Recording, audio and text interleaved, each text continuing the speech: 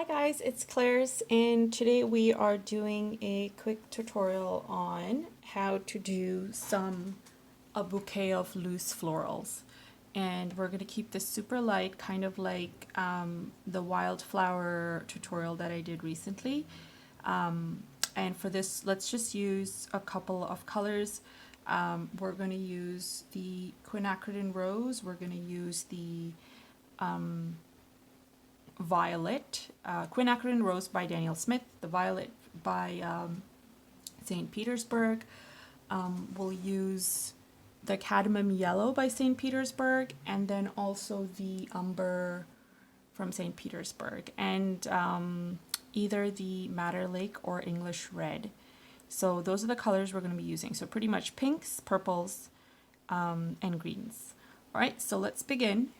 For the brushes, I'm going to be using my mop brush, and I'll just have my Princeton number 8 handy in case I need it. That's right here. And we can begin. So to start off, I will use my Princeton, and I am going to get a nice dose of the quinacridone rose. It's a super pretty color, and it's one of my favorite pinks. So I'm going to get a nice dose of that, and I am going to lay it on like so. So this is going to be a very loose rendition of florals, so we're going to be going very haphazard. We're creating the top of a flower, and I'm just doing a couple of haphazard lays so the floral is facing this way. All right, and then now once I have that, I'm just going to add some on over here as well in different layers.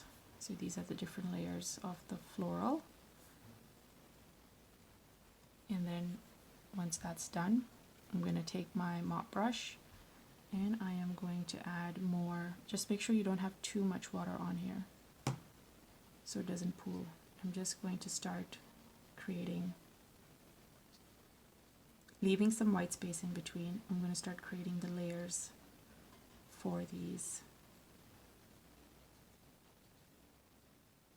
florals for the color I've laid out. And I want to keep that white space in between. And this will show like light and dark. And I'm just kind of touching the color and spreading the water and having the light water, the flow of color kind of speak for what this is. All right, and now once I've done this, I'm going to take the same brush, the number 8, and I'm going to mix it with some of the violet that I have. And I'm getting a nice, pretty purpley pink. And now using that, I am going to just making sure, same technique up here. I'm just going to do some over here. And you see how I'm laying it on? I'm just kind of doing dots and then laying it on sporadically around. And I want to do it as quickly as possible so I can catch these damp areas here. All right, so I'll lay down some here too. And now once that's done, take your mop brush, and I'm going to start off with adding water here so they can flow in nicely. And this floral is facing in this direction, so let me just turn it around so you can see that. And I'm just touching certain areas of this to leave enough white space, but also have that nice flow of water without making it look like one big blob. So you get a nice, colorful rendition of this big bloom that's kind of facing in this direction. I don't want to make it too big because, as you can see, this is kind of overpowering, but that's okay. So I'm just adding a bit of water on here, water droplets, so it can have a nice softer feel to that direction over here. And then finally, once this is done, I'm going to take advantage of the fact that this is still damp. And so I'm just going to, actually before I do that, I just want to make sure I have this blending in well. Yeah, so like from dark to light. So I'm just going to add more of the purple. So add more of the dark purple in areas where you feel necessary while it's still damp. All right, so I'm just doing that here, taking advantage of that fact. Add the couple of dots that you guys know I love. I'm just going to add some dots in here too.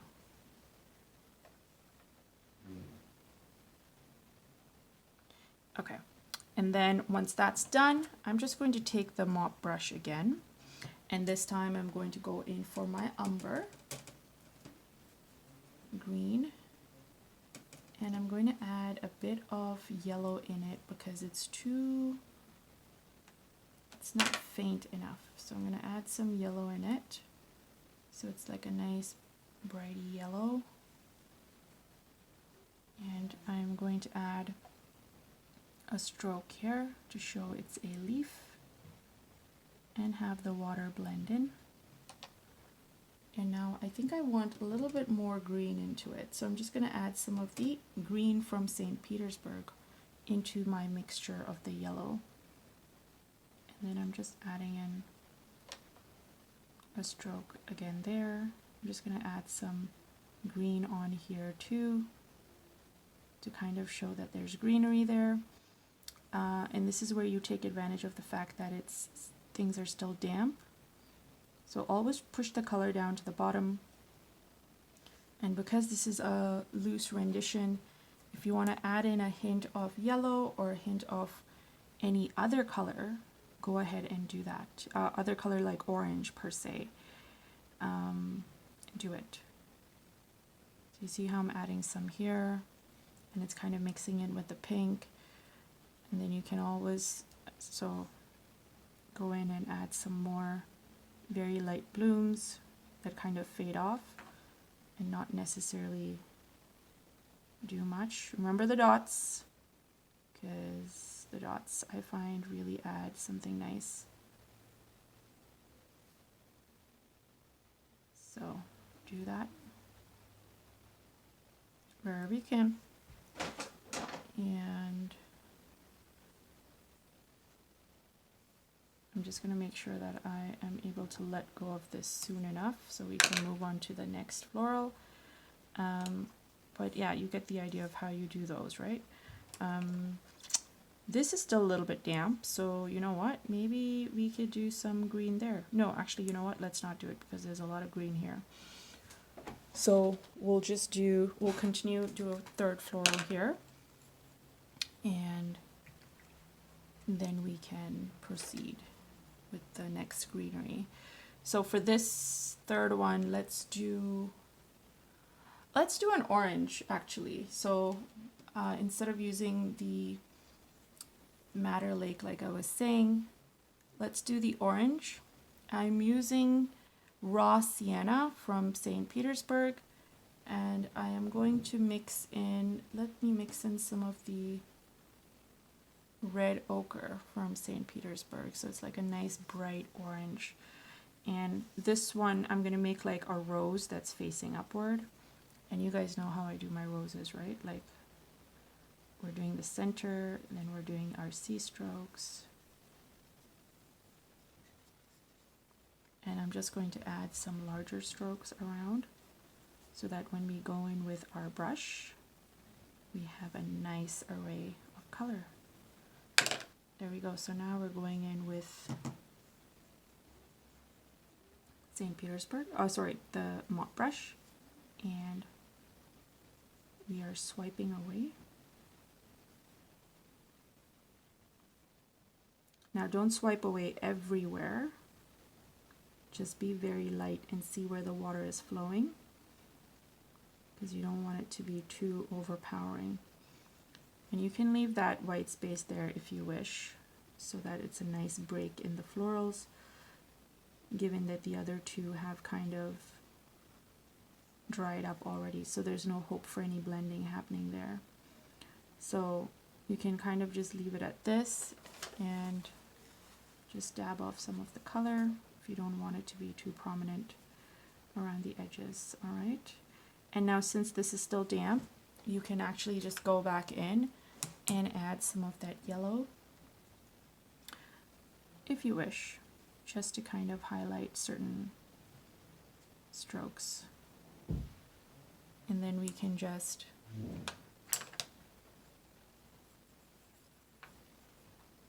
go back in to highlight certain orange areas if we wish.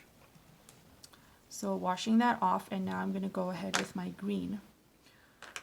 So I'm using my number 8 to mix the greens that I previously mentioned, which is the ochre, some of the green from, sorry, the umber and green from St. Petersburg. And I'm just going to add light strokes here and pushing the color back to the center. All right, now I'm just going to dip the tip of the brush into my yellow, and I'm just going to create more leaves. But I want the leaves to be a lot lighter, so it's literally like you're pulling the color from the floral itself to make the leaves. So this is where timing is everything. Timing is king in this, because this needs to be damp so you can get that nice pull of green happening along with the other colors from the floral. And then once that's done, you can just kind of, remember, do your little dots.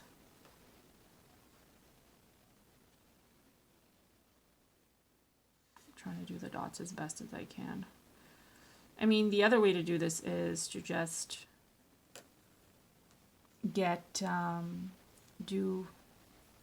flick the color on there, really.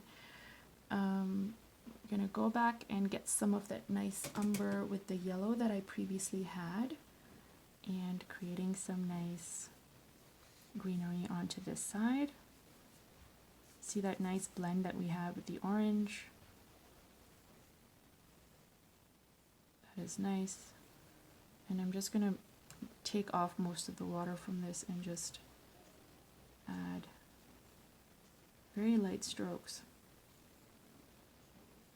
and the dots using just the water and whatever hint of green that's left onto my brush.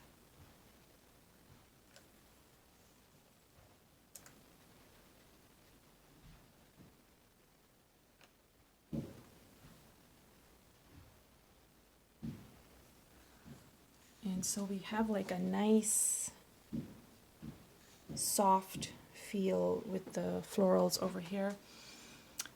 And let's see. So as you can see, the key to doing something like this is making sure there's a lot of white space. So make sure there's a lot of white space when you're doing something like this. And then finally, we'll just do some stems to kind of taper it off. And so for that, I'm just taking the very light green that I have, and I'm just going to create a line, making sure that you guys can see it. And then I'm just going to have like an extension and then more lines or twigs or whatever you want to call them. And then once I have that, I'm just going to take my number 4 and get some of that nice dark green that I have from St. Petersburg and just add it onto certain areas of the stem. Not all of them, just certain areas. And now once I have that done, because there's not a lot of that dark green, I'm just going to add a little bit of these green, oops, here on here, a little bit of these green, what do you call it?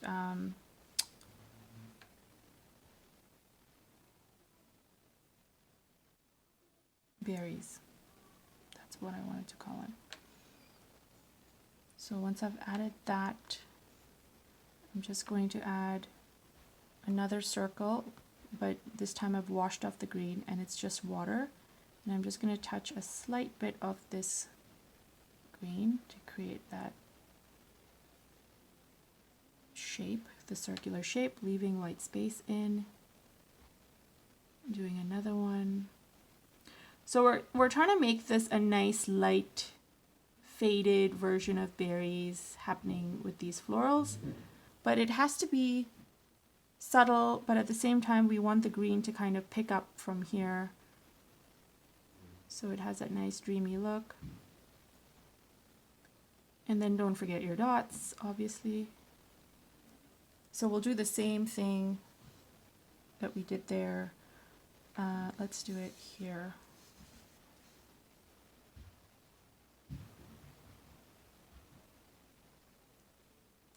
So once we've done a circle there, you just wash it off, do another one.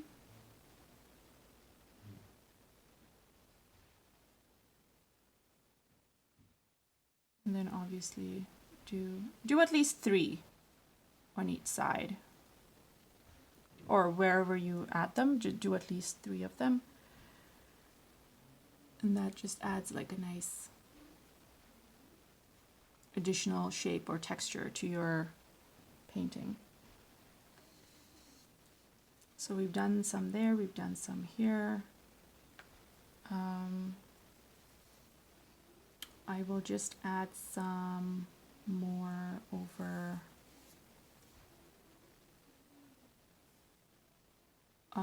here.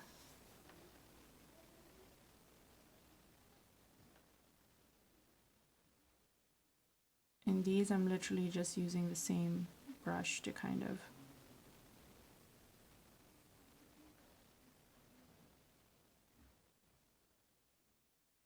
have it painted on. And then not fully closing off that stem, but leaving it open-ended.